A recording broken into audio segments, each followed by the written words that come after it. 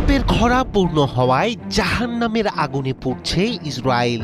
রাতের অন্ধকার ভেদ করে একের পর এক মিসাইল ছুটে যাচ্ছে ইসরায়েলের আকাশে। সাইরেন বিস্ফোরণ আর আতঙ্ক। মাত্র ২৪ ঘন্টায় হিজবুল্লাহর ধারাবাহিক হামলায় কেঁপে উঠেছে উত্তর ইসরায়েল। সীমান্ত ঘেঁষা সামরিক ঘাঁটি থেকে বসতি এলাকা, কোনোটি বাদ যায়নি টার্গেটের তালিকা থেকে। প্রতিরক্ষা ব্যবস্থার উপর চাপ বাড়ায় অনেক আঘাতই সরাসরি পৌঁছে যাচ্ছে লক্ষ্যবস্তুতে। প্রতিটি বিস্ফোরণ যেন নতুন করে জানান দিচ্ছে এই সংখ্যা তার সীমাবদ্ধ নেই, বরং আরো বড় এক যুদ্ধের দিকে এগোচ্ছে পুরো অঞ্চল।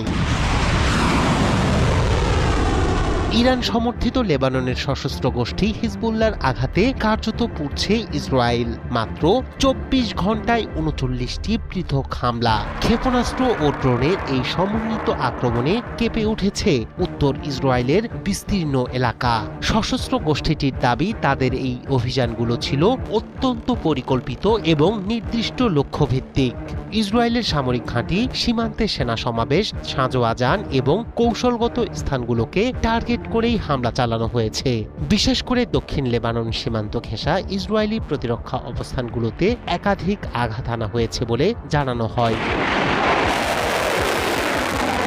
এর মধ্যেই চরম আকার ধারণ করে ইন্টারসেপ্টর সংকট।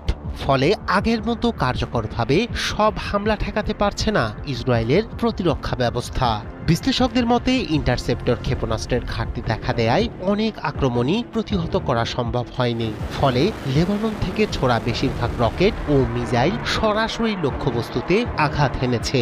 এতে এই হামলার মূল শিকার সীমান্তবর্তী বসতি, সামরিক ঘাঁটি এবং যোগাযোগ অবকাঠামো। একাধিক স্থানে বিস্ফোরণের ঘটনায় সামরিক যানবাহন ক্ষতিগ্রস্ত হয়েছে, কিছু স্থাপনায় আগুন লেগেছে এবং সেনা চলাচলে তৈরি হয়েছে বিঘ্নতা। এদিকে পূর্ণাঙ্গ ক্ষয়ক্ষতির হিসাব গোপন করছে ইসরায়েলি কর্তৃপক্ষ।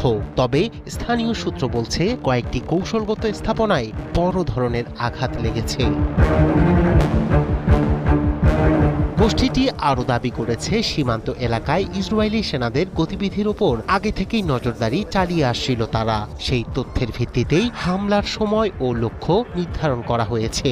ফলে প্রতিটি আক্রমণই ছিল নির্ভুল এবং কার্যকর। এই টানা হামলায় উত্তর ইসরায়েলের সাধারণ মানুষের মধ্যে ছড়িয়ে পড়েছে চরম আতঙ্ক। বহু বাসিন্দা নিরাপদ আশ্রয়ে সরে যেতে বাধ্য হয়েছেন। সাইরেন বেজে উঠছে প্রায়ই, আর প্রতিনিয়ত